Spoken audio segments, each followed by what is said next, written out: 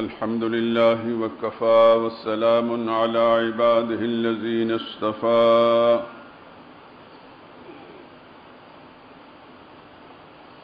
خصوصا على سيد الرسل وخاتم الأنبياء وعلى آله المجتبى وأصحابه الأتقياء.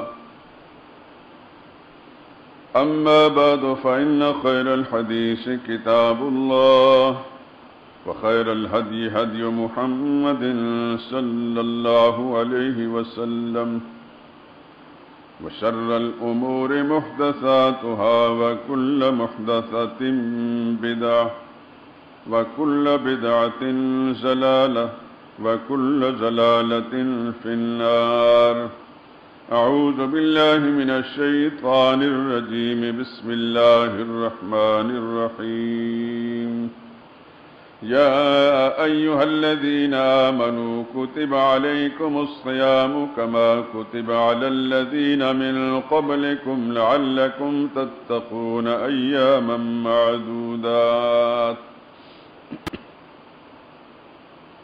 فمن كان منكم مريضا أو على سفر فعدة من أيام أخر وعلى الذين يطيقونه فدية طعام مسكين فمن تطوع خيرا فهو خير له وأن تصوموا خير لكم إن كنتم تعلمون. شهر رمضان الذي أنزل فيه القرآن هدى للناس وبينات من الهدى والفرقان فمن شهد منكم الشهر فليصمه ومن كان من مريضا أو على سفر فعدة من أيام أخر. يريد الله بكم اليسر ولا يريد بكم العسر ولتكملوا العدة ولتكبروا الله على ما هداكم ولعلكم تشكرون.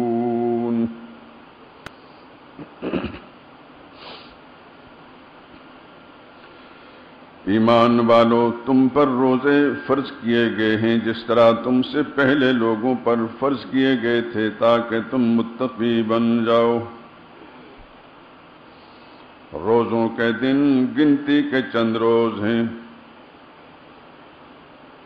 سو جو شخص تم میں سے بیمار ہو یا مسافر ہو تو دوسرے دنوں میں روزوں کا شمار پورا کر لے، اور جو لوگ بمشکل روزوں کی طاقت رکھیں وہ روزے کے بدلے محتاج کو کھانا کھلا دیں، اور جو کوئی شوق سے نیکی کرے تو اس کے حق میں زیادہ اچھا ہے، اور اگر سمجھو تو روزہ رکھنا ہی تمہارے حق میں بہتر ہے. روزوں کا مہینہ رمضان کا مہینہ ہے جس میں پہلے قرآن نازل ہوا، جو لوگوں کا رہنما ہے اور جس میں ہدایت کی کھلی نشانیاں ہیں، جو حق اور باطل کو الگ الگ کرنے والا ہے. تو جو کوئی تم میں سے اس مہینے میں موجود ہو اسے چاہیے کہ پورے مہینے کے روزے رکھے، اور جو بیمار ہو یا سفر میں ہو تو دوسرے دنوں میں روزے رکھ کر ان کا شمار پورا کر لے. اللہ تمہارے حق میں آسانی چاہتا ہے، سختی نہیں چاہتا. اور یہ آسانی کا حکم اس لیے دیا گیا ہے کہ تم روزوں کا شمار پورا کر لو، اور اس احسان کے بدلے کہ اللہ نے تم کو ہدایت بخشی ہے تم اس کو بزرگی سے یاد کرو اور اس کا شکر ادا کرو. سبحان ربک رب العزت عما یصفون وسلام علی المرسلین والحمد للہ رب العالمین.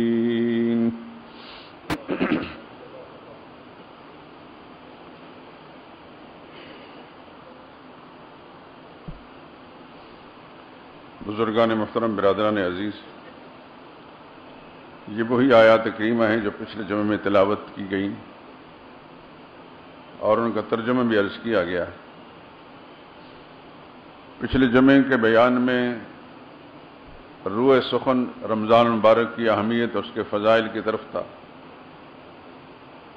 آج کی گفتگو میں جو قرآنی آیات کا اسلوب ہے، یعنی روزے کی فرضیت اور اس کا حکم، اس پر گفتگو ہوگی۔ ان آیات کریمہ کا ترجمے سے اتنا تو معلوم ہوا کہ روزے کوئی نئی چیز نہیں ہے، اس سے پہلی امتوں پر بھی روزے فرض کیے گئے۔ یہ الفاظ بول کر خالق کائنات نے اس امت کے لوگوں کے لیے کو حوصلہ دے دیا، ان کے لیے ذرا آسانیاں پیدا کر دی کہ یہ کوئی نئی چیز نہیں ہے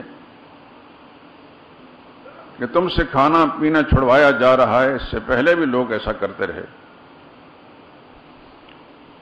وقت چونکہ اتنا متحمل نہیں ہوتا کہ میں ان سابقہ اقوام کے روزوں کی تفصیلات میں جاؤں، وہ سارا وقت نکل جائے گا۔ دنیا کی جتنی قومیں بھی، یعنی آسمانی مذاہب کا ماننے والی جیسے یہود و نصارہ ہوئے، وہ تو روزے رکھتے ہی ہیں۔ جو کسی آسمانی شریعت کے قائل نہیں ہے وہ بھی روزے رکھتے ہیں۔ آپ کا پڑوسی ملک ہندوستان، ہندو مذہب بت پرست، وہ روزے رکھتے ہیں اور اس کا نام انہوں نے برت رکھا ہے۔ اس کے اندر پھر کئی قسمیں ہیں، اور جتنی قسمیں بھی ہیں ان کا الگ الگ روزوں کے بارے میں نظریہ اور عقیدہ ہے۔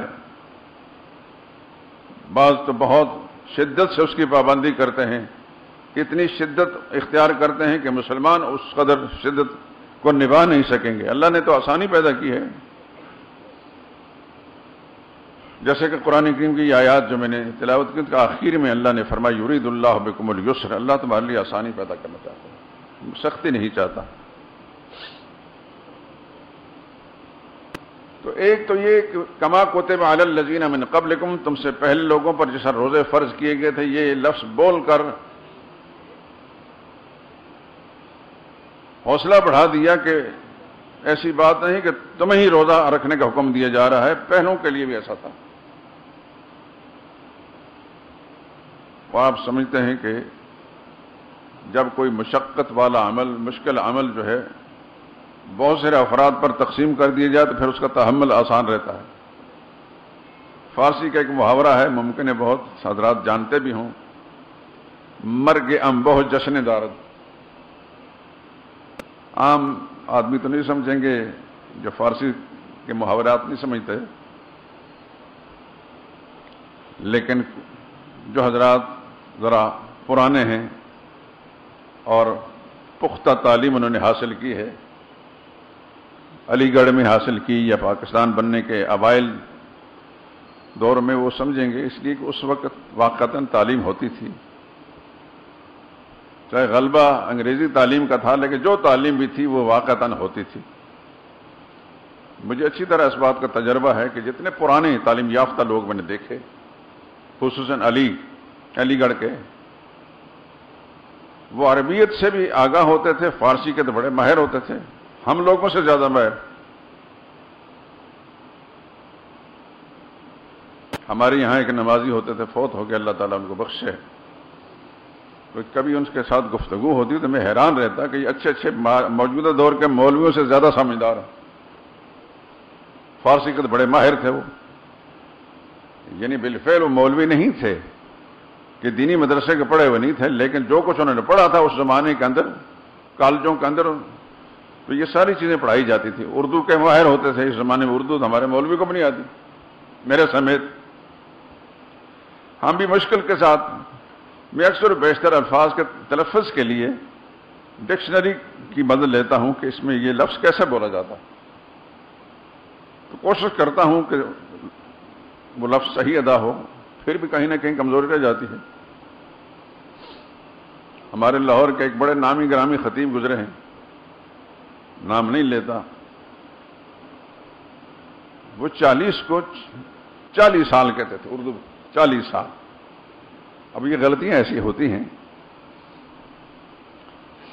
عام محاورات کے اندر آپ کہتے ہیں یہ غلط ہے، غلط نہیں غلط ہے،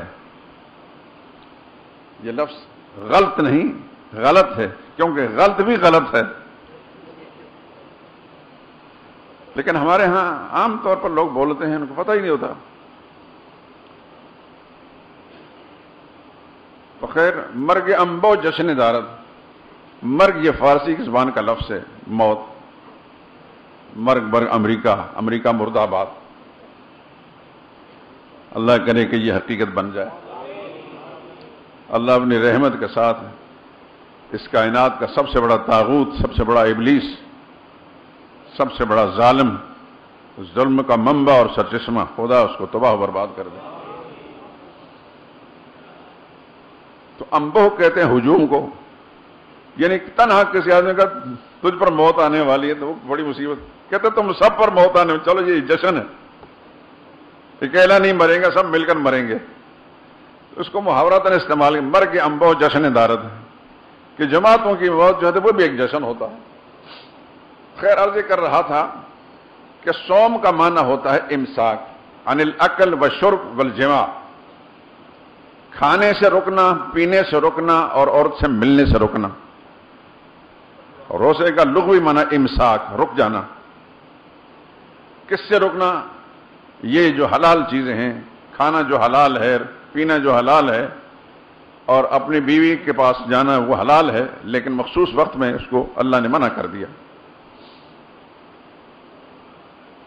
تو ظاہر بات ہے کہ جب اس طرح کی بات انسان پہل سنتا ہے تو اس کے لیے مشکل محسوس ہوتی ہے کہ میں پینا چھوڑ دوں گا، کھانا چھوڑ دوں گا. یہ تو بڑی مشکلات ہیں. اللہ نے ساتھ کما کوتب علی الذین، یہ تنہا تمہارے لیے حکم نہیں، اس سے پہلے بھی لوگ ایسا کر چکے ہیں. اگر وہ نبھا سکیں تو تم بھی نبھا سکو گے. کیوں روزہ رکھنے کا حکم دیا جا رہا، کیوں کھانا چھوڑا جا رہا؟ لعلکم تتقون. منشا الہی یہ ہے کہ تمہارے اندر تقوی پیدا ہو. اور قرآن کریم میں جا بجا، تفصیلات میں نہیں جاؤں گا، ٹائم نہیں، اللہ تعالیٰ نے ساری اخروی نعمتیں جو ہیں متقین کے لیے بیان فرمائی. جنتوں کا تذکرہ اعدت للمتقین، متقین کے لیے تیار کی گئی. ذالک الکتاب لا ریب فیہ ھدی للمتقین. تقویٰ کا لفظ قرآن کریم کے اندر جا بجا آتا ہے. اور اللہ کا پسندیدہ لوگ وہی جو متقین ہیں.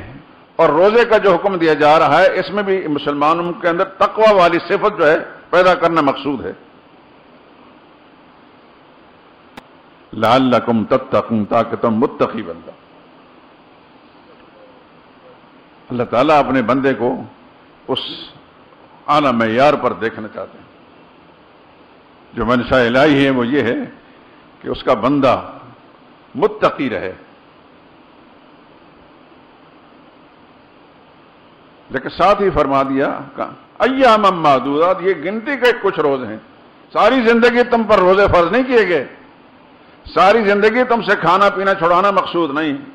ایام معدودات، کچھ دن ہیں جو گنے چنے ہیں. یہاں تو مہینے کا روزہ ہے 29 یا 30، یہودیوں پر تو اس سے بھی زیادہ تھے. موسیٰ علیہ السلام تورات لینے جب گئے تھے 40 دن کے روزے رکھے تھے.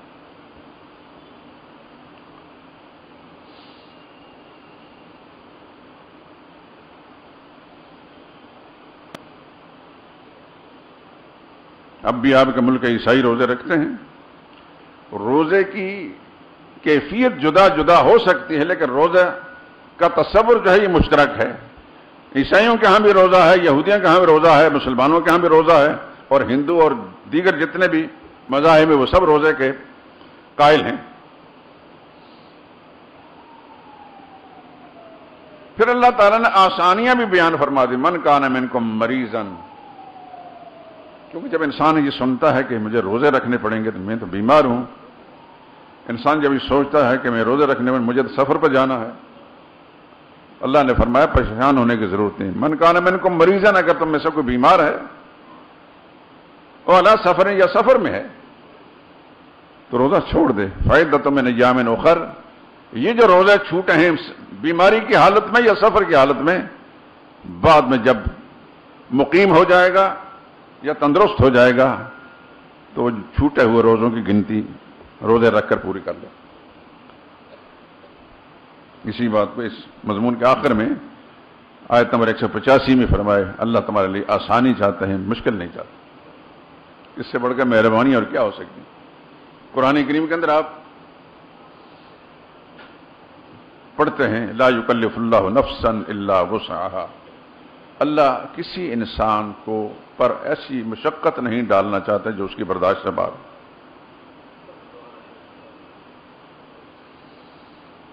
ہم اگر اللہ کے کلام سے استفادہ نہ کریں، اس کو غور سے نہ دیکھیں، اللہ کی دی ہوئی آسانیوں کو نہ سمجھیں، تو یہ ہماری اپنی کم نصیبی ہے۔ اللہ نے کہیں بھی کسی معاملے میں مشقت نہیں پیدا فرمائی۔ دین کا سارا مزاج دیکھیں، روزے دیکھیں، حج دیکھیں، زکوٰۃ دیکھیں، قربانی دیکھیں، نماز دیکھیں۔ دیکھیے نماز فرض ہے، کھڑے نہیں ہو سکتے بیٹھ کر پڑھیں، آسانی پیدا کر دی۔ بیٹھ نہیں سکتے لیٹ کر پڑھیں، اور آسانی ہے۔ اشاروں سے پڑھیں، اور آسانی۔ ہوئے بدرا بہانہ بسیار، دل نہ مانے تو ہزاروں بہانے بن سکتے ہیں۔ اور سچی بات ہے کہ جس کا دل ناپاک ہو نا، نیت میں فطور ہو، تو پھر ہزار بہانے کرتے ہیں۔ ورنہ کوئی کام ایسا نہیں شریعت کا جس میں اللہ تعالیٰ نے ایسی شدت اور سختی اختیار فرمائی ہے جو انسانی برداشت سے باہر ہو۔ رمضان کا مہینہ آتا ہے، ذرا سی تکلیفیں، کون سا انسان ہے؟ یہ جو ملک ہے جس کا نام پاکستان، یہاں ہر انسان، بچہ ہے تو وہ بھی تکلیف میں ہے اور بوڑھا ہے تو وہ تکلیف میں۔ کچھ ہماری اپنے اعمال، ہمارا مقدر، ہماری حکومتیں، ان کا کردار، کچھ ہمارا اپنا کردار، مل ملا کر ہم سب نے اپنے لیے ایسی بارودی سرنگیں بچھا دی ہیں کہ جن کو پار کرتے ہیں تو ہلاک ہوتے ہیں۔ یہاں میری یاد میں ایسی حکومت کوئی نہیں آئی جس کو میں سمجھوں کہ یہ حکومت ایسی ہے جس کو اس ملک میں بسنے والا ہر انسان کے ساتھ شفقت ہے، محبت ہے، پیار ہے، اس کے لیے رحمت کا جذبہ موجود ہے۔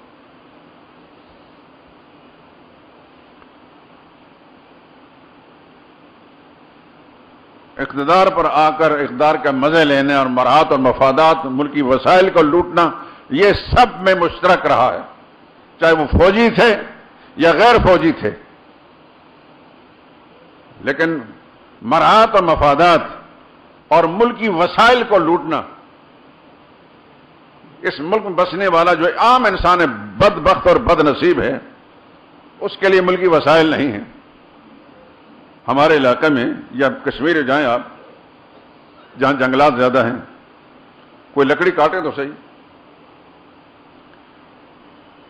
نسلوں تک مشکلات ہوں گی۔ کوئی درخت کاٹ کر دیکھیں، لیکن وہیں کا کوئی ایم پی ہے یا کوئی بڑا افسر سارا جنگل کاٹ کر لے جائے، کوئی پوچھنے والا نہیں۔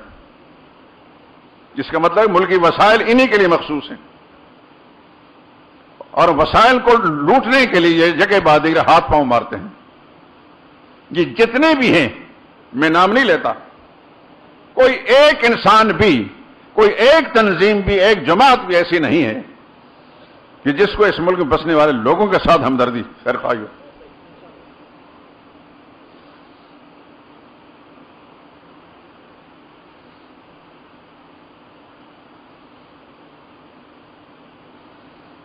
تو بیماری یہ تو ہم سمجھے کہ اپنے مقدر میں لے کر آئے،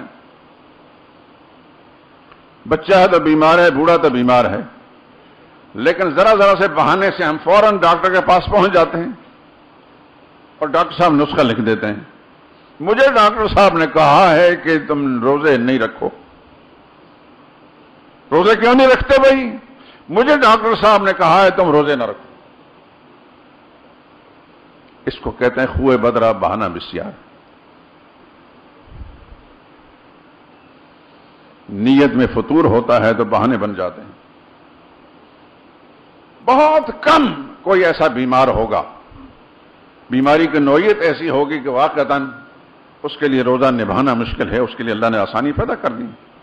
وَعَلَى الَّذِينَ يُطِيقُونَهُ فِدْيَةٌ طَعَامُ مِسْكِينٍ، وہ لوگ جب وہ مشکل نبھا سکتے ہیں، یہ روزہ رکھ تو لیں گے لیکن ان کے لیے مشکلات اور خطرات زیادہ ہوں گے، اس کے لیے اللہ نے آسانی پیدا فرما دی، چھوڑ دے روزہ اور ایک مسکین کا فدیہ دے دے، ایک روزے کے بدلے میں 2 وقت کا کھانا دے دے، درمیانے درجے کا ایک روزے کے بدلے میں ایک مسکین کو 2 وقت کا کھانا دے دے۔ آسانی ہے کہ نہیں؟ لیکن نیت میں فطور روزہ رکھ سکتا ہے، روزہ رکھوں گا تو سگریٹ چھوٹے گا، سگار چھوٹے گا، حکا چھوٹے گا، چلم چھوٹے گی، بیڑی چھوٹے گی، فلاں فلاں فلاں، تو پھر ڈاکٹر صاحب آپ روزہ نہ رکھیں۔ ساتھ یہ بھی لکھوا لیا کریں کہ اس پر خدا کی طرف سے گرفت آئی تو میں ذمہ دار ہوں، ڈاکٹر صاحب یہ کہیں۔ میں نہیں سمجھتا کہ کوئی مسلمان ڈاکٹر، میرے نزدیک مسلمان ڈاکٹر وہ ہے جس نے اپنے لیے بھی وہی قانون بنایا ہو، صرف کلمہ گو ہونے کی وجہ سے یا مسلمان کہلانے سے میں مسلمان نہیں سمجھتا۔ میری اس بات پر بہت سارے لوگ شاید ناک چڑھاتے ہیں۔ مسلمان وہ ہے جو کلمے کو مانتا ہے، مسلمان وہ ہے جو نبی کریم صلی اللہ علیہ وسلم کی حکموں کو مانتا ہے، دل سے مانتا ہے، اپناتا ہے۔ مسلمان وہ ہے جو اللہ اس کے رسول کے حکموں کو دل و جان سے مانتا اور عمل کرتا ہے۔ اللہ کا نام لینے سے مسلمان کوئی نہیں ہوتا، اور نبی کا نام لینے سے مسلمان نہیں ہوتا، ورنہ ہر عیسائی مسلمان ہوگا، ہر یہودی مسلمان ہوگا، ہندو بھی اللہ کا نام لیتا ہے۔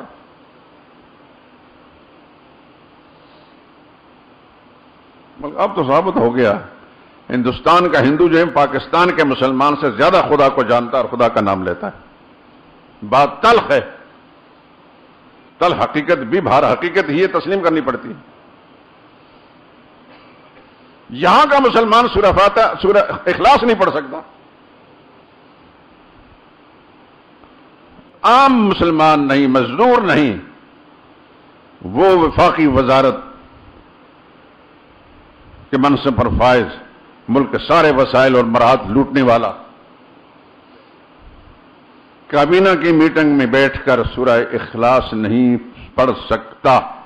ساری دنیا کو پتہ چل گیا کلمے کے نام پر بنائے گئے ملک کے اندر کتنا بڑا فراڈ ہوا ہے، کتنا بڑا دھوکہ ہوا۔ اب ان سب کو مسلمان نہیں کہا جاتا، یہ سب مسلمان نہیں کہلاتے۔ اس ملک کے قانون کے اندر نادرا کے دفتر میں ان کا نام مسلمانوں کی فہرست میں نہیں لکھا ہوا۔ جو سورہ اخلاص نہیں پڑھ سکتا وہ کیسا مسلمان ہے؟ وہ نماز پڑھتا ہوگا، کیونکہ ہر نماز کے اندر سورہ فاتحہ کے ساتھ سورت پڑھنی پڑتی ہے، تو سورہ اخلاص اگر اس کو نہیں آتا تو سورہ بقرہ پڑھتا ہوگا۔ اس نام نہاد مسلمان وزیر سے انڈیا کی ایک ایکٹریس ناچنے گانے والی جو ہے مسلمانوں خواتین کی محفل میں جاتی ہے اور سورہ عصر پڑھتی ہے اور صحیح طریقے سے صحیح الفاظ کے ساتھ پڑھتی ہے، ترجمہ میں سناتی ہے، وہ بھی میڈیا پر ساری دنیا نے دیکھ لیا، سن لیا۔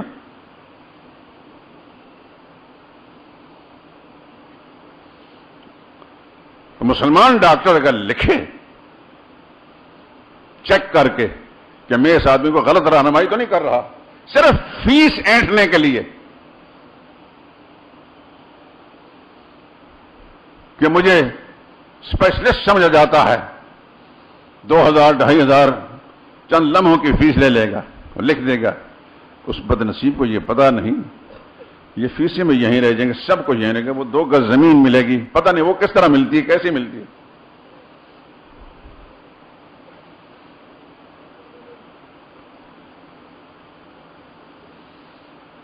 میں سب کا نام نہیں لیتا، جہاں بے کانٹے ہوتے ہیں وہاں پھول بھی ہوتے ہیں۔ یہ معاشرہ ایک جنگل ہے، اس جنگل کے اندر پھول بھی ہیں اور کانٹے بھی ہیں، اچھے لوگ بھی ہیں، اچھے لوگوں کہیں کمی نہیں، اور انہی کے بدولت یہ خدا کا نظام اللہ نے چلا رکھا ہے۔ جب اچھے لوگ ختم ہو جائیں گے تو خدا اس بساط عالم کو لپیٹ دیں گے، پھر خدا کو ضرورت نہیں رہے گی۔ حدیث میں آتا ہے سرور کائنات صلی اللہ علیہ وسلم لا تقوم الساعة حتى يقال في الارض لا الہ الا اللہ، قیامت نہیں قائم ہوگی جب خدا کی دھرتی پر کوئی ایک متنفس، ایک انسان بھی لا الہ الا اللہ کا ماننے والا ہوگا۔ ہیں لوگ، لیکن نیکی پر برائی غالب ہے۔ جس طرح عوام الناس کے اندر اچھوں کے مقابلے میں برے زیادہ ہیں، خواص کے اندر بھی اچھوں کے مقابلے میں برے زیادہ ہیں، لیکن ہیں اچھے، ہر شعبہ زندگی کے اندر بھی ہیں۔ لیکن جو اچھے لوگ ہیں تعداد تھوڑی ہونے کے سبب سے بے اثر ہیں، جو برائیاں ہیں وہ اوپر ہیں۔ ڈاکٹر صاحبان اچھے لوگ بھی ہیں، پولیس میں اچھے لوگ ہیں، بیوروکریسی میں اچھے لوگ ہیں، پارلیمنٹ میں اچھے لوگ ہیں، پبلک میں اچھے لوگ ہیں، مزدوروں میں اچھے لوگ ہیں۔ ہمارے ہاں ایک نوجوان آتا ہے، ہو سکتا ہے اندر یا باہر کہیں بیٹھا ہو،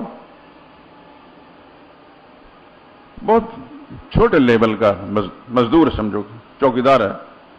کئی بار اللہ کے پیغمبر کی اس کو زیارت ہوئی صلی اللہ علیہ وسلم۔ تو ہر طبقے کے اندر اچھے لوگ ہیں۔ یہاں ایک نوجوان پان بیچتا تھا پینوراما کسی دکان کے سامنے، کافی عرصے سے میں اس کو دیکھ نہیں رہا، یا تو علاقہ چھوڑ گیا تو یا دنیا سے چلا گیا۔ جہاں بھی اللہ تعالی کی رحمت اس پر ہو۔ ہمارے ایک بزرگ سے وہ بیعت ہوا، بڑا خاموش کم گو آدمی تھا۔ اس نے وہ اجازت نامہ جو ہے اس بزرگ کی تحریر انہوں نے مجھے دکھائی۔ میں حیران رہا اس بات پر کہ بعض لوگ بہت پیچھے آتے ہیں اور بہت جلدی آگے چلے جاتے ہیں۔ وہ ایک مزدور ہے، فٹ پاتھ پر بیچ کر پان بیچتا ہے، لیکن اس کے اندر کچھ اہلیت، کچھ صلاحیت ایسی دیکھی، اس میں طلب صادق ایسی دیکھی کہ اس اللہ والے کو یہ لکھ کر دینا پڑا کہ میں تمہیں اجازت دیتا ہوں۔ مجاز بیعت، تو کسی دوسرے کو بیعت کر سکتا ہے۔ میرا خیال ہے اس کو سال بھی نہیں گزرا ہوگا۔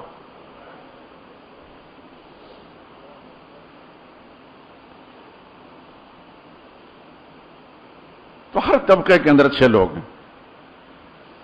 میں پہلے بھی گزارش کر چکا ہوں، جب کوئی اچھی بات سنیں، قرآن و حدیث کی بشارات سنیں، تو دل میں یہ دعا مانگ لیں، یا اللہ تو قادر مطلق کہ ہمیں بھی ایسا کر دے۔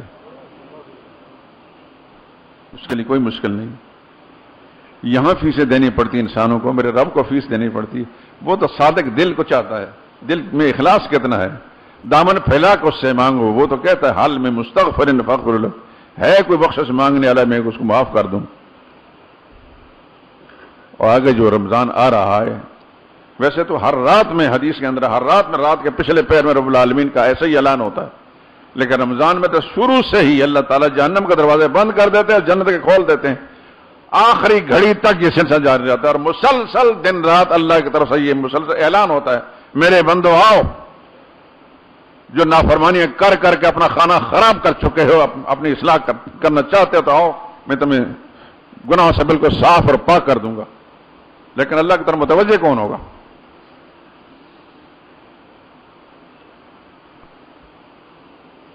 تو قرآن کریم نے وہ آسانیاں بیان کر دی کہ بیمار ہے یا مسافر ہے وہ روزے چھوڑ سکتا ہے، بلکہ اس سے آگے حدیث پاک میں رسول اللہ صلی اللہ علیہ وسلم نے فرمایا کہ حاملہ عورت اگر روزہ رکھے اس کے حمل میں نقصان ہوگا، یا مرضعہ یعنی دودھ پلانے والی بچے کو اگر روزہ رکھے گی تو بچے کو دودھ نہیں ملے گا، اس کو بھی شریعت نے اجازت دی ہے کہ چاہے وہ صحت مند ہے، تندرست ہے، وہ روزے چھوڑ سکتی ہے۔ وضع حمل کے بعد جب ٹھیک ہو جائے، صاف پاک ہو جائے گی تو روزوں کی گنتی پوری کر لے، بچہ دودھ چھوڑ دے گا تو بعد میں روزے رکھ کر گنتی پوری کر لے۔ اللہ تعالیٰ نے اس قدر آسانیاں پیدا فرمائی۔ اور ابھی میں نے قرآن کی آیت بتائی، وَعَلَى الَّذِينَ يُطِيقُونَهُ، کچھ لوگ ایسے ہیں جو روزہ رکھ تو سکتے ہیں لیکن بڑی مشقت سے رکھتے ہیں اور اندیشہ ہے ان کی ہلاکت کا، ان کو بھی اجازت دے دی، روزہ چھوڑ دو، فدیہ دے دو۔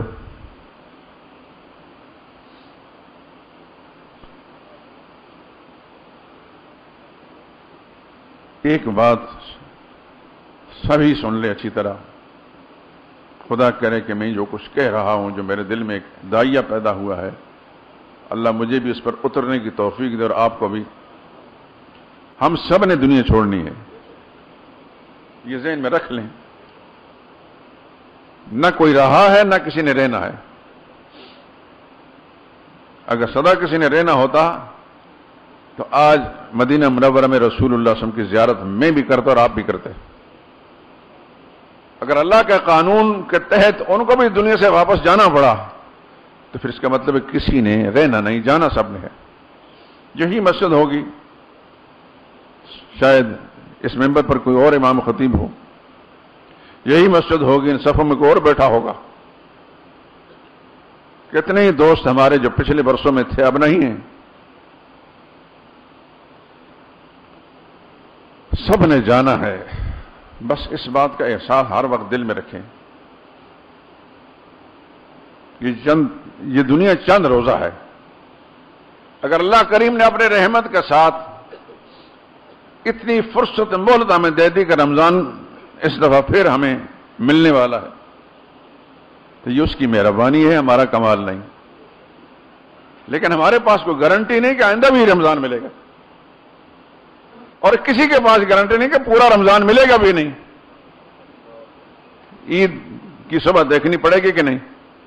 اس لیے اپنا معاملہ، میرا یہ جملہ یاد رکھیں، اللہ کرے کہ میرا رب مجھے بھی اس بات کی توفیق دے دے، اپنا معاملہ اپنے رب کے ساتھ سیدھا رکھیں۔ لوگ کیا کہتے ہیں اس کی کوئی پرواہ نہ، لوگ کیا کہتے ہیں اس کی کوئی پرواہ نہ کریں۔ میرا یہ جملہ یاد رکھیں، لوگوں کی حیثیت کیا ہے؟ جو کچھ ہے اللہ ہے، پھر اللہ کے بعد اس کی مخلوق اس کا رسول ہے، انہی کی بات معتبر ہے، لوگوں کی بات معتبر نہیں۔ لوگ کیا کہتے ہیں کسی بھی معاملے میں کسی کی پرواہ نہ کریں۔ مثال کے طور پر آپ اپنے بچے کی شادی کرتے ہیں، میرے نبی کی شریعت یہ ہے صلی اللہ علیہ وسلم کے سادگی کے ساتھ کریں۔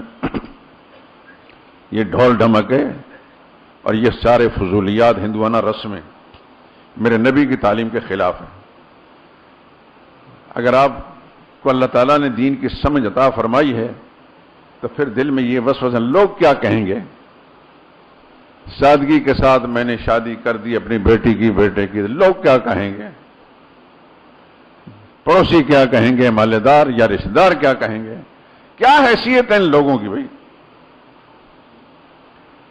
نزا کے وقت میں یہ لوگ آ کر ہمارے حال پوچھیں گے کہ موت آسانی سے آ رہی ہے یا سختی سے؟ قبر کے اندر آ کر انہوں نے پوچھنا ہمارا حال۔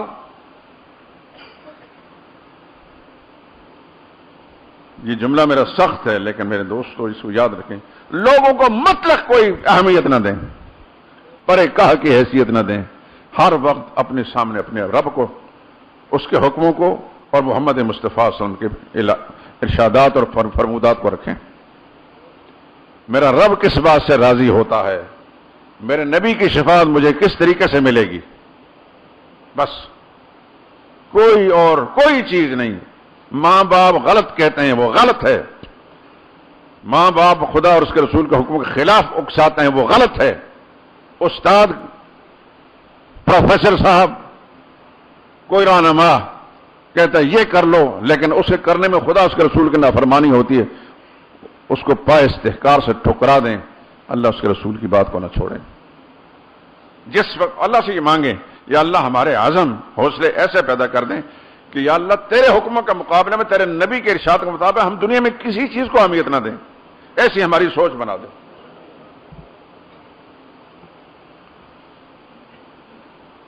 اور یہ کر رہا تھا ذرا ذرا سے بہانے سے اللہ اس کے رسول کے ساتھ فراڈ نہیں کرنا چاہیے۔ بیماری آتی ہے، تکلیفیں آتی ہیں، لیکن آپ یہ بھی جان لیں کہ ہر بیماری اور ہر تکلیف مومن کے لیے گناہوں کی تطہیر کا سبب بنتی ہے۔ ہر بیماری اور ہر تکلیف ایک کافر کے لیے خدا کا عذاب ہے، ایک مومن کے لیے گناہوں کی تطہیر کا سبب ہے۔ اگر کوئی شخص اس دنیا کی بڑی سختیاں اور مشقتیں اٹھا کر دنیا سے چلا گیا اسی حال میں موت آ گئی تو خدا کا سامنے اس کو وہ اعزاز و اکرام ملیں گے، وہ انعام ملیں گے کہ وہ تمنا کرے گا کاش کہ اس دنیا کے اندر، اس دنیا میں مجھے ایک دن بھی صحت کا نہ ملتا، اتنی تکلیف میں ہوتا کہ میرا جسم لوہے کی کینچیوں سے کاٹا جاتا، وہ تکلیف میں برداشت کر لیتا۔ آج مجھے وہ بہاریں جو مل رہی ہیں اس کے بدلے میں جو خدا کی مہربانی مل رہی ہے، یہ بھی پیش نظر رکھیں۔ تکلیف آتی ہے، علاج سنت طریقہ ہے، علاج سنت ہے، لیکن اس کو عذاب نہ سمجھا جائے۔ اللہ سے دعا مانگے، یا اللہ اس کے تحمل اور برداشت ہمیں توفیق دے دے۔ اے اللہ شفا تیرے قبضے میں ہے، ہم کمزور ہیں، ہم برداشت نہیں کر سکیں، تو اپنے رحمت سے ہمیں شفا دے دے۔ جہاں ایسا علاج کرتے ہیں اللہ اس میں شفا پیدا کر دے، لیکن اس کو عذاب نہ سمجھیں، کیونکہ یہ سمجھیں کہ اس تکلیف پر جو مجھے مل رہی ہے اللہ کے ہاں پل پل مہربانیاں جو ہیں ہمارے لیے تیار ہیں۔ تو ذرا سی بیماری آئے تو ڈاکٹر کا نسخہ لے کر مطمئن ہو جائیں کہ ڈاکٹر نے مجھے روزہ رکھنے سے منع کیا ہے، یہ خوئے بد ہے، یہ بد نصیبی ہے۔ ڈاکٹر ہمیں خدا کے عذاب سے نہیں چھڑائیں گے۔ ہم نے اگر پوری دیانت امانت کے ساتھ نسخہ لکھوایا اور ہمیں پتہ ہے کہ ہم برداشت نہیں کر سکتے، پھر ہمارا معاملہ میرے رب کے ساتھ ہے، کیونکہ روزہ کی ایسی ہے چیز ہے، حدیث میں آتا ہے الصوم لی وانا اجزی بہ۔ اللہ نے فرمایا کہ ہر عمل جو انسان کرتا ہے، نماز، زکوٰۃ، حج، قربانی، صدقہ، خیرات، اس کا بدلہ اللہ نے جنت رکھا ہے۔ لیکن روزے کے بارے میں فرمایا الصوم لی، ایک بندہ روزہ جب رکھتا ہے وہ میرے لیے رکھتا ہے، کیونکہ زکوٰۃ دیتے ہوئے نظر آتا ہے کہ زکوٰۃ دے رہا ہے، قربانی کرنے والا نظر آ رہا ہے کہ وہ قربانی کر رہا ہے، نماز پڑھنے والا نظر آ رہا ہے کہ نمازی ہے، حج کرنے والا طواف کرتا نظر آتا ہے، لیکن روزہ رکھنے والے کا روزہ کوئی دیکھ نہیں سکتا، وہ جس کے لیے رکھا ہے وہی دیکھتا ہے۔ اس لیے اللہ نے فرمایا الصوم لی، روزہ میرے لیے رکھا ہے، یہ بھوک پیاس میری رضا کے لیے اس نے برداشت کی ہے، وَأَنَا أَجْزِي بِهِ، اس کا بدلہ میں دوں گا۔ بعض محدثین نے اجزی کو مجہول طریقے سے انا اجزا بھی، روزہ میرے لیے ہے اور خود میری ذات اس کا بدلہ ہے۔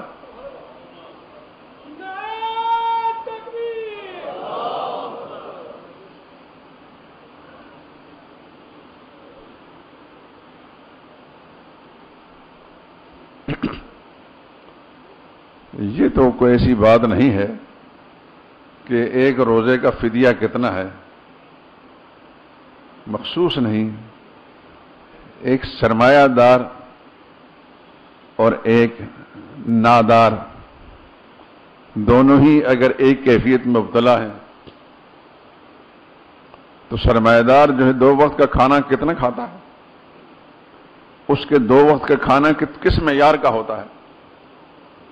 گو کے بعض علماء نے لکھا ہے کہ درمیانے درجے کا، لیکن میں اس معاملے میں یہی بات کہوں گا کہ وہ کس درجے کا آدمی ہے، کس درجے میں وہ 2 وقت کا کھانا کھاتا ہے، اسی درجے میں 2 وقت کا کھانا جو ہے ایک مسکین کو اس کے پیسے دے دے۔ ایک غریب آدمی جو ہے وہ تو شاید 2 وقت کا کھانا 100 روپے میں کھا لے گا یا ایسے بھی کم پہ ہوگا، وہ اپنے معیار کے مطابق اپنی استعداد کے مطابق فدیہ ادا کرے، وہ اپنے میں شان کے مطابق فدیہ ادا کرے۔ یہ کوئی اتنی مشکل بات نہیں کہ جو سمجھ میں نہ آنے والی ہو، مخصوص نہیں ہے اس کے لیے۔ لیکن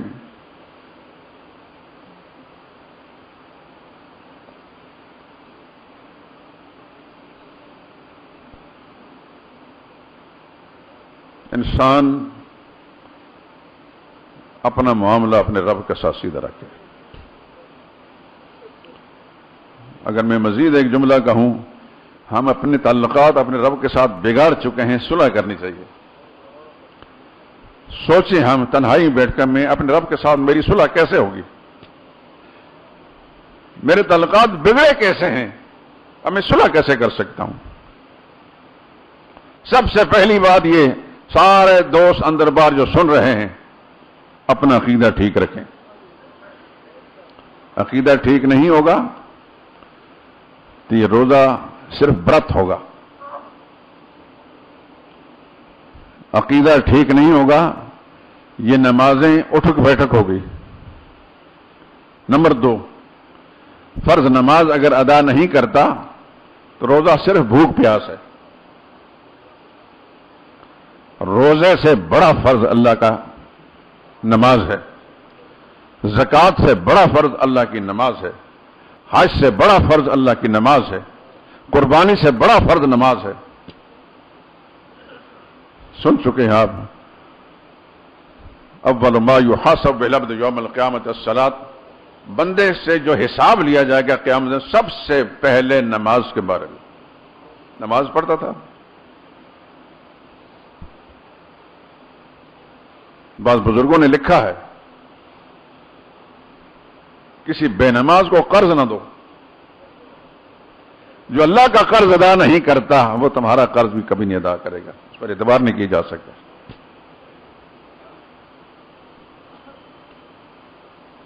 نبی کریم صلی اللہ علیہ وسلم کے زمانے میں اگر کوئی جنازہ اجنبی کوئی انسان جنازہ پڑھانے کے لیے لایا جاتا تھا تو رسول اللہ صلی اللہ علیہ وسلم تحقیق فرمایا کرتے تھے کہ اس کے بارے میں پوری تحقیق اور نمازی تھا کہ نہیں۔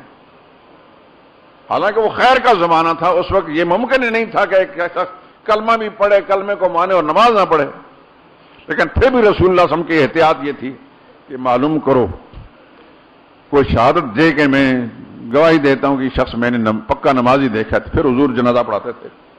نہیں، اگر یہ پتہ چلتا کہ ہاں یہ مسلمان کہلاتا ہے، نمازوں کے بارے میں وہ تفصیل معلوم نہیں تو حضور صحابہ کو کہ تم جنازہ پڑھا لو، کیونکہ اس کے بارے میں اتنی پتہ چلا کہ مسلمان۔ تو نماز اتنی اہم چیز ہے۔ ابھی 2-3 روز پہلے 2 روز گزرے ہیں، 15 شعبان، کئی لوگوں نے روزے رکھے ہوں گے، ساری رات مسجدوں کے اندر گزاری۔ کیا وہ فرائض کا اہتمام اتنا کرتے ہیں؟ جو ساری رات مسجد کے اندر گزار دی نوافل پڑھنے کے لیے، 5 وقتہ نمازوں کے لیے اس قدر اہتمام کرتے ہیں؟ نہیں کرتے ہیں۔ تو یہ ایسا فراڈ خدا کے ساتھ کیوں ہے؟ میں آپ کو دھوکہ دے سکتا ہوں، آپ مجھے دھوکہ دے سکتے ہیں، انسان کو دھوکہ دے سکتا ہے، رب کو نہیں دے سکتا۔ سب سے پہلے لازمی بات نماز ہے، 5 وقتہ نماز، لیکن اس سے بھی پہلے عقیدہ اور ایمان۔ عقیدہ درست نہیں، کوئی نماز نہیں، کوئی روزہ نہیں، کوئی زکوٰۃ نہیں، کوئی حج نہیں، کوئی قربانی نہیں، کوئی صدقہ و خیرات نہیں، کوئی طواف نہیں، کوئی اعتکاف نہیں، کوئی حج نہیں، کوئی عمرہ نہیں، سب بیکار۔ کیا عقیدہ ٹھیک ہونے سے پہلے عقیدے کے معاملے میں نبی کریم صلی اللہ علیہ وسلم کی بعثت سے پہلے قریش مکہ بیت اللہ کا طواف نہیں کرتے تھے؟ سابقہ شریعتوں کے کسی ضابطہ مطابق وہ نمازیں نہیں پڑھتے تھے؟ لکھا ہے کتابوں کے اندر وہ نمازیں بھی پڑھتے تھے، وہ روزے بھی رکھتے تھے، وہ طواف بھی کرتے تھے، وہ سب کچھ کرتے تھے، لیکن وہ سب مشرک تھے۔ مشرک کا کوئی عمل بھی خدا کا نہیں۔ انہ من یشرک باللہ فقد حرم اللہ علیہ الجنہ، وہ کچھ بھی کر لے اللہ نے اس پر جنت حرام ٹھہرائی۔ تو اب میری اس بات کو پورے دھیان سے سنیے میرے دوستو، سب سے پہلے اپنے عقیدوں کو ٹھیک کیجیے، اپنے گھروں کی خبر لیجیے، میری بیوی، میری بچی، میرا بچہ، میرا بھائی، ان کے معاملات کیا ہیں عقیدے کے سے، کیونکہ گھر کا جو سربراہ ہے وہ ذمہ دار ہے اپنی بیوی کے عقیدے کو ٹھیک کرنے کا، اپنی اولاد اہل خانہ کے عقیدے کو ٹھیک کرنے کا۔ اللہ نے فرمایا قوا انفسکم واہلیکم نارا، اپنے آپ کو بھی آگ سے بچاؤ، اپنے گھر والوں کو بھی آگ سے بچاؤ۔ اللہ کے نبی نے فرمایا کلکم راعٍ وکلکم مسئول عن رعیتہ، تم میں سے ہر شخص نگران ہے، نگہبان ہے اپنے ماتحتوں کے بارے میں، اور اس کے بارے میں جواب دہ ہونا پڑے گا۔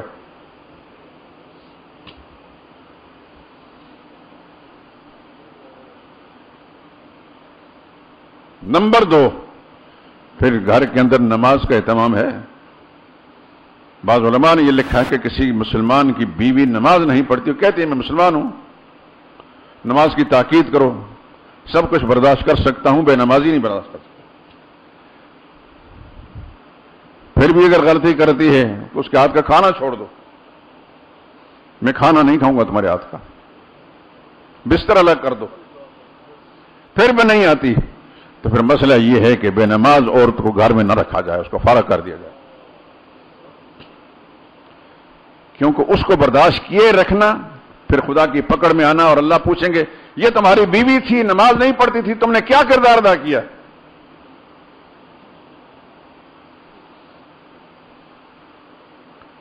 باتیں تلخ ہیں میرے دوستو، لیکن خدا گواہ ہے، کتاب اللہ کی میرے ہاتھ میں، خدا کی قسم مجھے آپ کے ساتھ ہمدردی ہے، آپ سے بڑھ کر میرا کوئی مخلص نہیں، میرا کوئی ساتھی نہیں، میرا کوئی دوست نہیں، آپ کے ساتھ مجھے ہمدردی ہے، اور آپ کے معاملے میں خدا کے سامنے جواب دہ ہوں گا۔ اللہ مجھ سے پوچھیں گے یہ لوگ تمہاری باتیں سننے آتے تھے، تم نے سچ کہا؟ ہر آدمی کو اچھا لگتا ہے کہ ہاتھ ملائے، مصافحہ کرے، ہاتھ کو چومے، بس ٹھیک ہے جی، سارے عقیدت مند ہیں۔ خدا نے میری فطرت ایسی نہیں بنائی میرے دوستو، اللہ تیرا شکر ہے کہ میرا مزاج ایسا نہیں بنایا۔ آپ بھی دعا کریں میرے لیے، یا اللہ مجھے سچ پر قائم رکھ اور سچ کہنے کی توفیق دے دے۔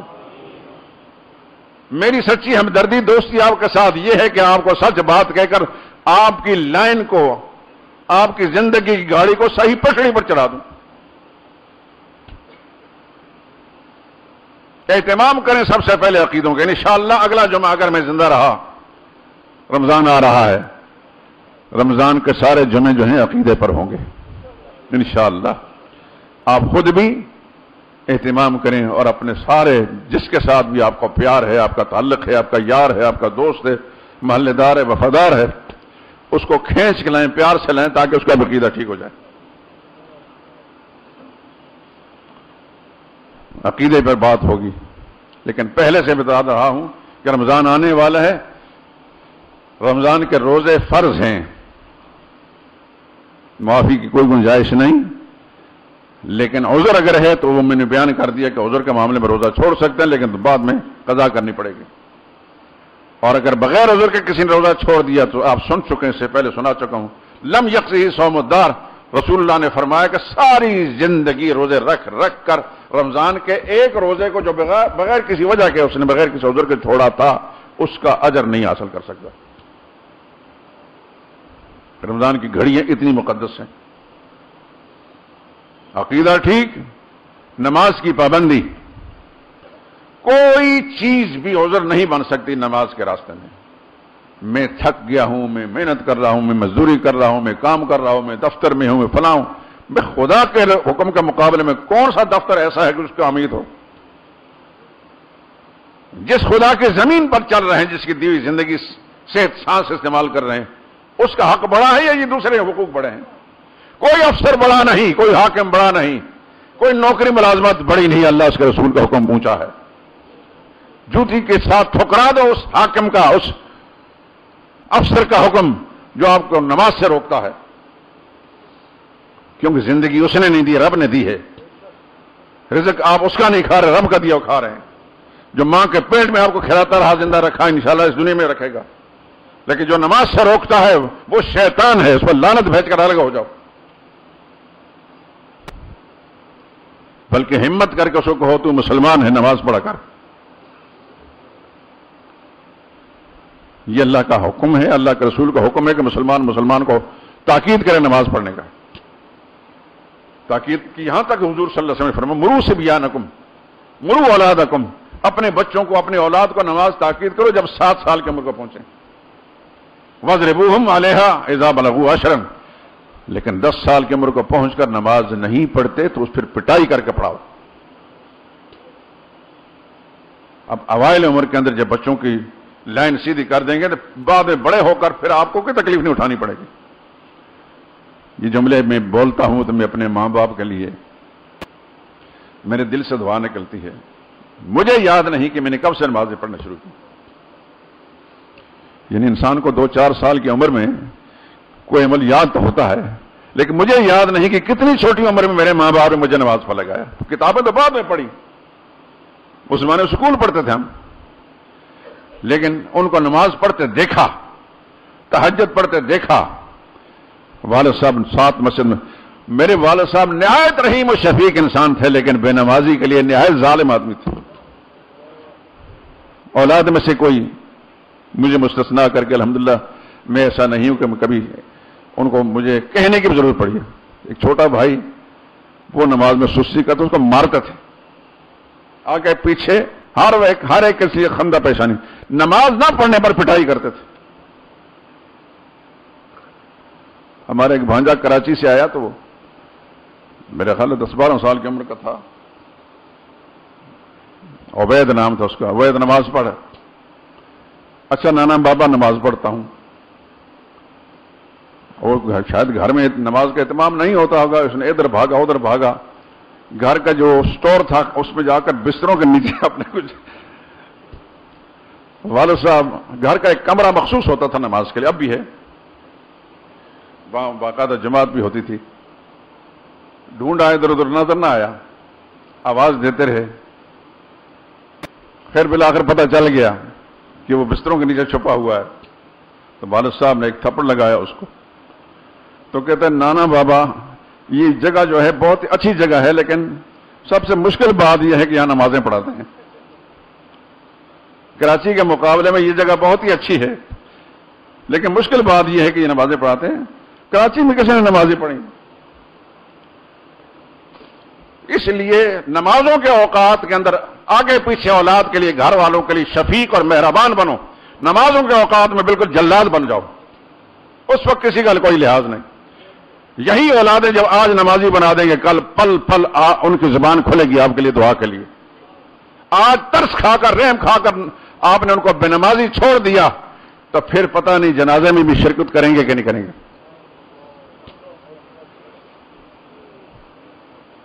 باتیں تلخ ہیں میرے دوستوں، لیکن کڑوی دوا جو ہے وہ مفید ہوتی ہے. گھر کے اندر ایسا اہتمام کریں، صاف لفظوں میں کہہ دیں بیوی کو، بچوں کو، ساری مراعات مفادات آپ کے لیے، لیکن نماز کے معاملے میں کوئی رعایت نہیں میرے. اپنے گھر کو مسلمان کا گھر بنائیں، اور مسلمان کے گھر پر خدا کی رحمتیں نازل ہوتی ہیں. ساری بے سکونیاں نکل جائیں گی، بے چینیاں ختم ہو جائیں گی. اور بچے جس وقت 15 سال کی عمر کو پہنچیں پھر نماز بھی فرض ہے، روزہ بھی فرض ہے. سکول پڑھتے ہیں یا نہیں پڑھتے، کالج جاتے ہیں یا نہیں جاتے، دفتر جاتے نہیں جاتے، لیکن روزہ بھی اس پر فرض ہے، نماز بھی فرض ہے. اور ماں باپ اگر دیکھتے ہیں کہ میری بیٹی کالج جا رہی ہے، سکول جا رہی ہے، بیٹا سکول کالج جا رہا ہے، دفتر جا رہا ہے، نماز نہیں پڑھتا، بالکل اس کے لیے کسی قسم کی رعایت نہ برتیں. صاف لفظوں میں کہہ دیں کہ تمہارے ساتھ بول چال بند ہو جائے گی. ابھی ابتدا اس باتیں ہیں. اللہ کے لیے محبت بھی رکھو اور اللہ کے لیے بغض رکھو.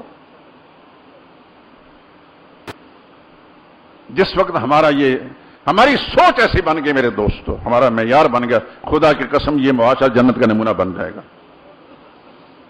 ہم سب نے اپنی ذمہ داریاں چھوڑ رکھی ہیں، نہ سمجھتے ہیں نہ اس کو پورا کرتے ہیں. یہی وجہ ہے کہ ہمارے گھروں کے اندر بھی اندھیرا ہے، گمراہی کا اندھیرا ہے، بدعقیدگی کا اندھیرا ہے، اور ہمارے معاشرے کے اندر بھی ایسی کیفیت ہے. اللہ سے دعا کریں کہ میں نے جو کچھ معروضات پیش کی ہیں اللہ پاک اپنے رحمت سے انہیں قبول فرما کر آپ حضرات جتنے بھی سامعین ہیں اللہ تعالیٰ دل پر اصل انداز بنا کر اس پر عمل کرنے کی توفیق نصیب فرمائے. وآخر دعوانا الحمدللہ رب العالمین.